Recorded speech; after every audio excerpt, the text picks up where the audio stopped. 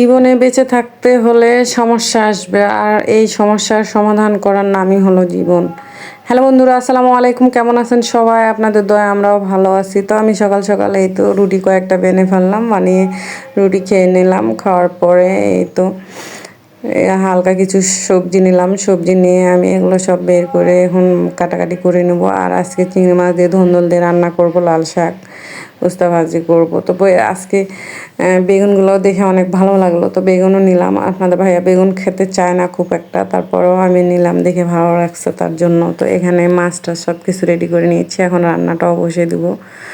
তো এখানে দেখেন আমি ধন্দল দিয়ে কিন্তু চিংড়ি মাছ রান্না করে নিয়েছি। প্রথমে আমার মনে ছিল না ভিডিও করতে, পরে তো নামানোর আগে ভিডিও করে নিলাম। কেন জানি আজকে ভিডিও করতেই ভালো লাগতেছিল না, তারপরও করে ফেললাম। যেহেতু ভিডিও আপলোড করি, হয়তো মানুষ ইনকাম করতেছে, আমরা করি না, তারপরেও দিচ্ছি, চেষ্টা করতেছি, দেখি আল্লাহ কী করে। ধৈর্য ধরে ভিডিও দিয়ে যায়, এটা আসলে করতেছি। বাসায় তো বেকার বসেই থাকি, ছোটো বাচ্চার মা, তারপরেও দেখি কি হয়। তো আপনাদের সঙ্গে কথা বলতে বলতে আমার এখানে ধন্দল রান্না করাও হয়ে গেছে। আমি এখানে যে দেখেন তেলাপিয়া মাছের ভর্তা বানাবো। তো এই মাছটা আমি মাথাটা কেটে রেখে দিয়েছি, আর লেজের দিক সুন্দর করে ভেজে নিচ্ছি। তো এই মাছের ভর্তা আরেকদিন আপনার ভাইয়াকে বানিয়ে খাওয়াইছি, সে অনেক মজা পেয়েছে, তো বলছে আজকেও বানায়ও। তো আমি এই যে বানিয়ে দেবো, তার জন্য এখানে সব কিছু রেডি করে নিয়েছি। এখানে পেঁয়াজ বেরেস্তা দিয়েছি, আর এই যে তেল দিব, সরিষার তেল খাঁটি, আর কাঁচা পেঁয়াজ, ভাজা মরিচ সব কিছুই দিবেন, আসলে খেতে অনেক ভালো লাগবে। আর তেলটা অবশ্যই দিতে হবে খাঁটি সরিষার তেল, বেশি মজা লাগবে। তো এখানে ওকে সব রেডি করে নেওয়ার পর আমি এখানে মাছ রান্না করবো। তো আমার কাতলা মাছ রান্না করার জন্য এখানে সব মশলা দিয়ে আগে আমি মশলাটা কষে নেব।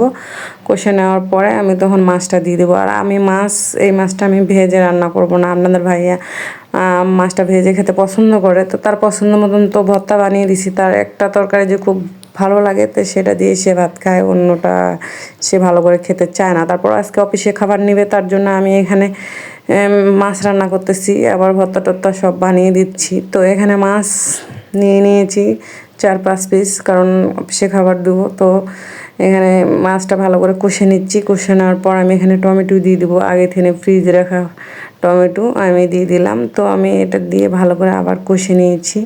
তো পানি দিয়ে আবার রান্না করেও নিয়েছি। তো আমার রান্না হয়েও গেছে, তো নেমে নেব।